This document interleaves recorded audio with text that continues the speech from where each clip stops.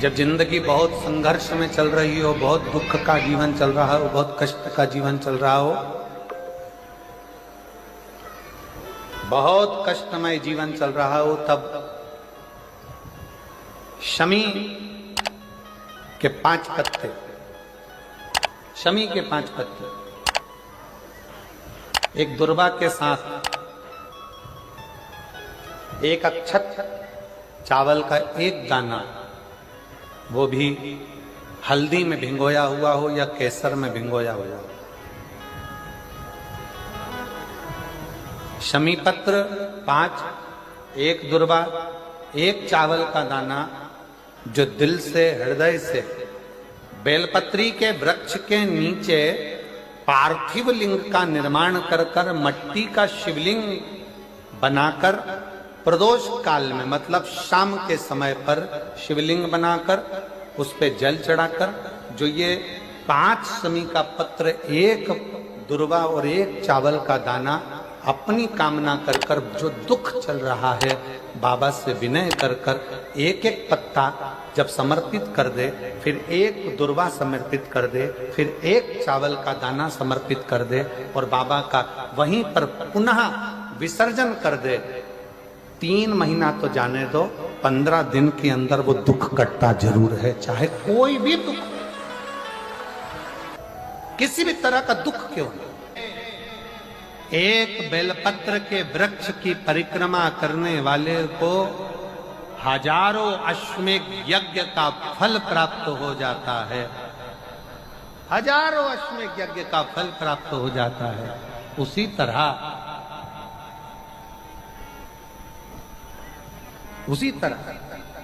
एक पार्थिव लिंग का निर्माण करने वाले को, मिट्टी का शिवलिंग का निर्माण कर कर पूजन करने वालों को 12 ज्योतिर्लिंग के शिवलिंग के दर्शन का पुण्य फल प्राप्त। बहुत ध्यान लगाकर सुनिएगा। एक बेलपत्री और उस बेलपत्री में एक चंदन की बिंदी और एक अक्षत का दाना मात्र रखकर भी अगर शिवालय पर चढ़ा दी जाती है, एक बेलपत्री, एक चंदन का बिंदी, और चंदन फिर निवेदन करेंगे। आज के जमाने में तुम लोग सब घिसा घिसाया, पड़ा पड़ाया, डब्बी का सामान ले लेकर, वो नहीं, चंदन की मुठिया रखो, थोड़ा सा भी घिसो, जरा सा भी घिसो, उसकी एक बिंदी और एक चावल का दाना जब हम भगवान देवादिदेव महादेव को समर्पित करते हैं, अपनी कामना कर कर समर्पित करते हैं, तो निश्चितता है, पुराण की कथा कहती है, शंकर भगवान उसका फल शीघ्र प्रदान कर देते हैं। भले आपने कुछ करा ना करा, उसका फल तुम्हें मिल जाए। में जाना, लोटा भरकर जल समर्पित करना, और कभी तुम्हारे जीवन में अगर तुमको लग रहा है कि मैं दुखों से पीछा छूट ही नहीं रहा, तब उस जगह पर बेलपत्री के मध्य भाग में पीला चंदन, ये जो पत्ती है और ये 2 पत्ती हैं, ये बड़ी पत्ती और ये बीच की जो 2 पत्ती हैं, इसके बीच में जो डंडी का भाग रहता है, जो बीच में डंडी का जो भाग है, बड़ी पत्ती और ये 2 छोटी पत्ती के मध्य में जो डंडी का भाग है, उस डंडी के भाग में पीला चंदन और एक अक्षत पीला, शंकर भगवान को आप अगर प्रदोष काल में समर्पित कर रहे हैं, तो ये निश्चित है कि धीरे धीरे कर कर वो दुख समाप्त होगा, वो दुख कटेगा ही। प्रगट वर्णन किया गया शंकर भगवान की आराधना में, शिव की आराधना में, जब तुम्हें लगता है कि तुम्हारा व्यापार नहीं चल रहा, कोई तुम्हें धोखा दे रहा है, लक्ष्मी नहीं आ रही, बहुत चिंता में पड़े हुए हो, बहुत टेंशन में जिंदगी चल रही है, बहुत बीमारियां तुमको घेर ली है और चारों तरफ अंधेरा ही अंधेरा नजर आ रहा है, तुमने विचार करा अब मैं तो मर जाऊं तो अच्छा, मैं सुसाइड कर लूं तो अच्छा, मैं मर जाऊं तो अच्छा, तो मरने से पहले एक काम कर कर देखना, शंकर भगवान की आराधना कर कर देखना, शिव पर एक लोटा जल चढ़ा कर देखना, और ज्यादा चिंता, ज्यादा टेंशन हो तो बेलपत्री के जड़ को घिसकर उसका चंदन बनाकर शंकर को लेपन कर कर उसकी भी आराधना कर कर देखना कि बेल चंदन का फल क्या। बेलपत्र, एक बेल, ये कोई साधारण नहीं, एक बेलपत्र एक बेल, ये कोई साधारण नहीं, एक बेल। इसकी नीचे की डंडी से लेकर ये दो पत्तियां जहां लगी हैं और दो पत्ती से लेकर ये बीच की जो पत्ती है उसमें जो गैप है, उसमें जो जगह है, दिख रही है आपको? ये दो पत्ती से लेकर बीच की पत्ती के बीच में जो जगह खाली रहती है, 33 कोटि देवी देवताओं विराजमान रहते हैं इस बीच की जगह में। जब शिव जी को चढ़ाया जाता है तब इस पत्ती के बीच की जगह शंकर के शिवलिंग पर रखा जाता है, तो शिव जी इतने प्रसन्न होते हैं कि मेरी स्तुति करने के लिए ये भक्त 33 कोटि देवताओं को लेकर आया है, मेरी स्तुति करने के लिए। लोग चावल लाए, लोग अंबारियां लाए, धन लाए, दौलत लाए, संपदा लाए, पर एक शंकर का भक्त ऐसा होता है जो एक बेलपत्री के रूप में 33 कोटि देवताओं को, 64 योगिनियों को, आदि शक्तियों को शंकर को समर्पित करता है। कितना सुंदर संवाद है, कितना सुंदर बात कही कि भूल से भी किसी तीर्थ में नहीं गए, कहीं हमने गौदान नहीं करा, कहीं हम किसी तीर्थ में नहीं गए, हमने कहीं गौदान नहीं करा, हमने कहीं ब्राह्मण भोजन नहीं कराया, हम कहीं गंगा यमुना कावेरी सरस्वती नर्मदा छिपरा पुण्यवान नदी में हम स्नान नहीं कर पाए। शिव महापुराण की कथा कहती है भूलवश भी अगर पिपलेश्वर या बटकेश्वर किसी शिवालय पर भूल से भी अगर एक लोटा जल चढ़ जाता है तो देव अधिदेव महादेव सारे तीर्थों का फल अपने आप प्रदान कर देते हैं। भूल से भी चढ़,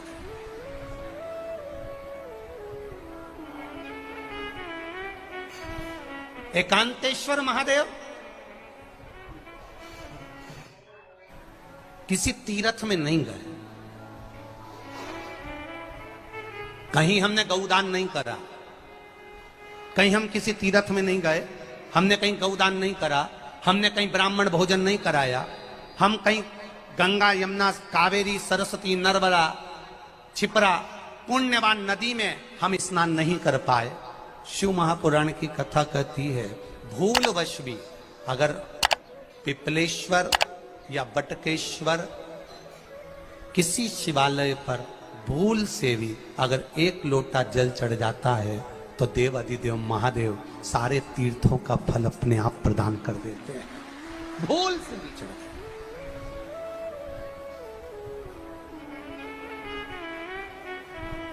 एकांतेश्वर महादेव जो कि एकांत में बैठा हुआ है, एकांतेश्वर महादेव अकेला बैठा है अलमस्त होकर।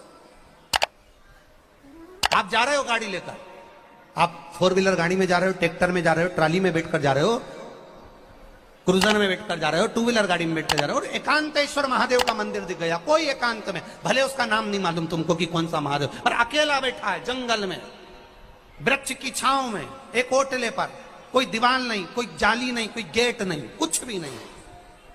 ये शिव मंदिर में जाकर एक लोटा जल समर्पित करती थी और शास्त्र कहता है कि शंकर के मंदिर में अगर एक लोटा जल कोई एक परिवार का व्यक्ति भी समर्पित कर रहा है तो समझ लेना कि वो अपनी 71 पीढ़ी को पार लगा रहा है। वो अकेला नहीं, 71 पीढ़ी को पार लगा रहा है। शिव महापुराण की कथा कहती है जब बच्चा गर्भ में आता है, माता के गर्भ में जब संतान आती है और माता के गर्भ में जब संतान रहती है, उस 9 महीने में स्त्री नारी अगर कहीं शंकर के मंदिर के सामने से निकल जाए या शिवालय का जल स्त्री को मिला हो या शंकर भगवान का कोई प्रसाद या शंकर भगवान का कोई नाम जाप या शंकर भगवान का कोई मंत्र जाप उस स्त्री के कानों में पहुंच जाए तो जो गर्भ में बच्चा होता है वो बच्चा शंकर की कथा तक या शिवालय तक उसको बिना बोले ही वो अपने आप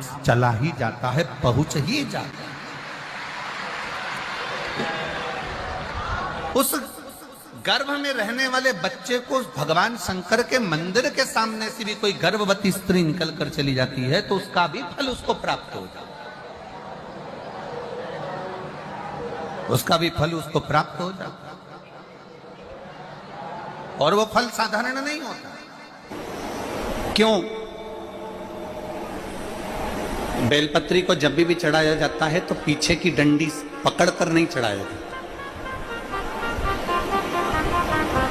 बेलपत्री को चढ़ाने के लिए मध्य भाग को, जैसे यह बेलपत्र होता है तो इसका मध्य की जो डंडी होती है, मध्य भाग होता है बेलपत्री का, तब मध्य भाग को पकड़कर हम भगवान शंकर को बेलपत्र समर्पित करते हैं। कोई भी बेलपत्र ऐसे नहीं चढ़ाता कि डंडी पकड़ के चढ़ा दिया, फिर पीछे की डंडी पकड़ के चढ़ा दिया, फिर पीछे की डंडी पकड़ के चढ़ा दिया, फिर डंडी पकड़ा, फिर चढ़ा दिया ना। मेरे देवादिदेव महादेव को जब भी बेलपत्र चढ़ाया जाता है तो मध्य भाग, पीछे की डंडी पकड़कर नहीं, मध्य भाग से भगवान शंकर को बेलपत्र समर्पित किया जाता। मध्य भाग से जब भी पकड़ेंगे तो मध्य भाग को पकड़कर बेलपत्र समर्पित करेंगे। क्यों?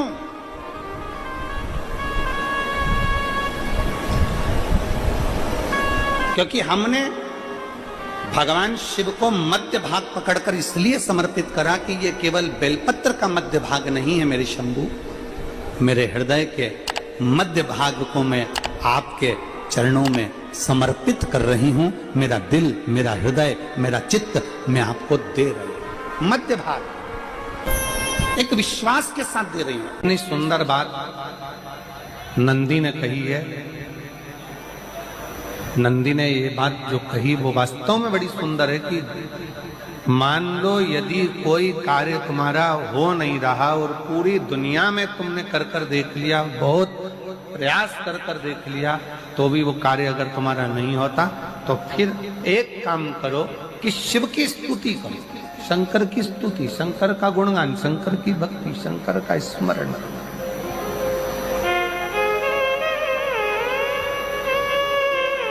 फिर शिव की स्तुति करिए, शंकर से विनय करिए, शंकर से निवेदन करिए, शंकर का गुणगान करिए।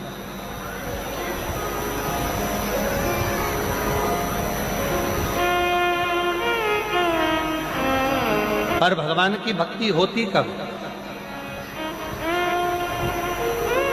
जितने आस्था चैनल पर कथा सुन रहे हैं, जितने फेसबुक यूट्यूब पर कथा सुन रहे हैं, जितने पंडाल में बैठकर शिव भक्त कथा को रसपान कर रहे हैं, उनसे निवेदन करूंगा कि शंकर की भक्ति होती कब है, शंकर का स्मरण कब होता है, शंकर की भक्ति कब होती है, शंकर की कथा सुनने में मन कब लग सकता है?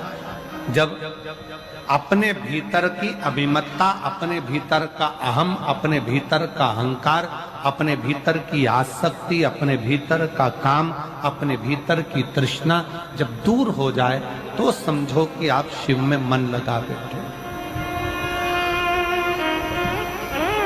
कितने सारे लोग बैठे हैं यहाँ पर कथा में, सब पंडालों के अंदर लोग शिव भक्त बैठे हुए हैं। कई लोग ऐसे भी होंगे जिनका आकर बैठ तो गए पर दिल नहीं लगता। दो जल व्यक्ति के जीवन को बदलते। कितने जल? जम के बोलो जरा।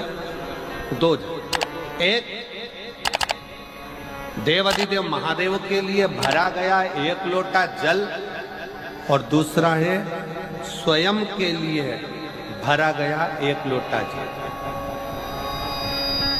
यहाँ पर अगर बुजुर्ग मेरी माताएं बैठी होंगी, मेरी जीजियां बैठी हैं, मेरे जीजा बैठे हैं, बुजुर्ग जितनी माताएं बैठी हैं, वो पुराने समय का अगर लेख उठाकर देखेंगे तो पुराने समय के लोग भोजन करने बैठते थे ना, तो भोजन करने से पहले अपने पानी के लोटे को भरकर, अपना गिलास भरकर बैठते थे। किसी ने देखा है कि नहीं देखा? जम के बोलो जरा, देखा है आप लोगों ने?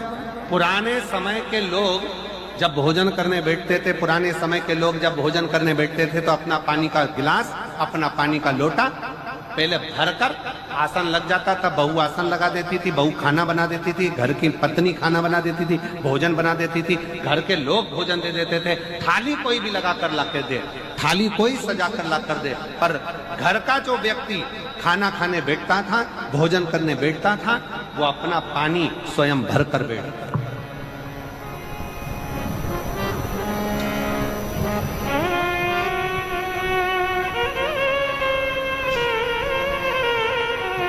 आज के जमाने में दुनिया के लोग कहते हैं मैं दुकान चला रहा हूं, दुनिया के लोग कहते हैं मैं घर चला रहा हूं, दुनिया के लोग कहते हैं मैं ये कर रहा हूं। तुम अपना खुद का पानी भरकर तो बैठ नहीं रहे और कह रहे हो कि घर चला रहा हूं। स्वयं का एक गिलास पानी व्यक्ति नहीं भर पा रहा। कितना सुंदर कहा है महाराज जी, बहुत सावधानी से सुनिएगा। दो जगह का जल व्यक्ति के जीवन को बदल देता है। एक शिव के लिए भरा गया जल और दूसरा स्वयं के लिए भरा गया जल। स्वयं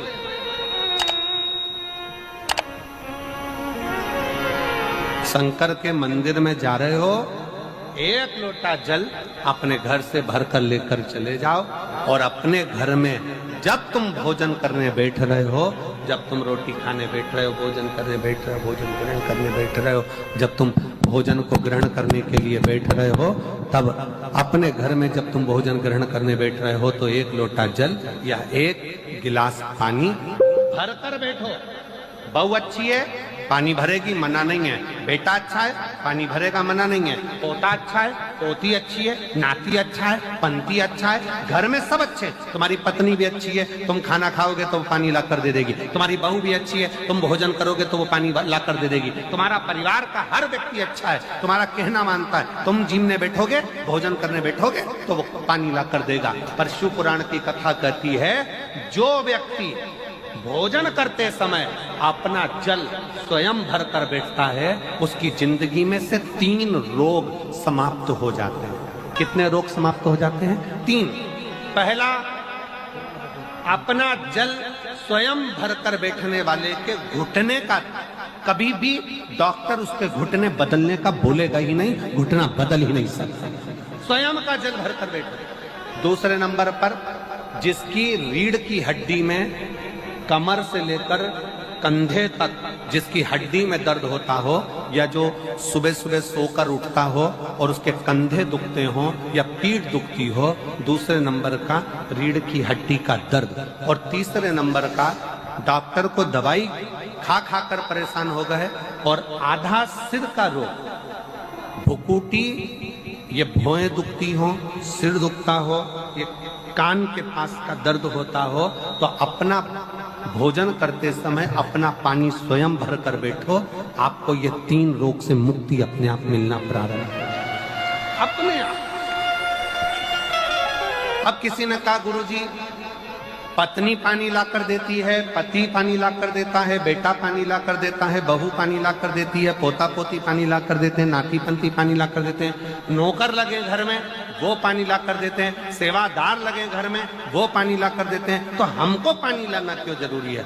तो अग्नि पुराण में वर्णन आता है कि जो घर में पानी जिस मटके में भरते हो, जिस हंडे में भरते हो, जिस बाल्टी में भरते हो, जिस टंकी में पानी भरते हो, पीने का पानी जिस हंडे में, मटके में, बल्टोई में, जिस गगरे में तुम भरते हो, वो स्थान पितरों का स्थान रहता है। जब हम पानी भरकर भोजन करने बैठते हैं तो हमारे पितर भी उस स्थान पर आकर निश्चित जगह पर बैठते हैं, और जब हम भोजन ग्रहण करते हैं तो हमारे पितरों के भाव का आशीर्वाद हमारे ऊपर पड़ जाता है, जिससे हमारे 3 दर्द समाप्त हो। स्वयं भरो, स्वयं।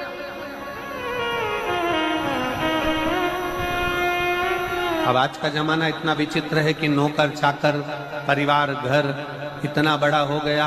आज के जमाने में कोई सोफे पे से उठना पसंद नहीं करता, वहीं से हवाई लगा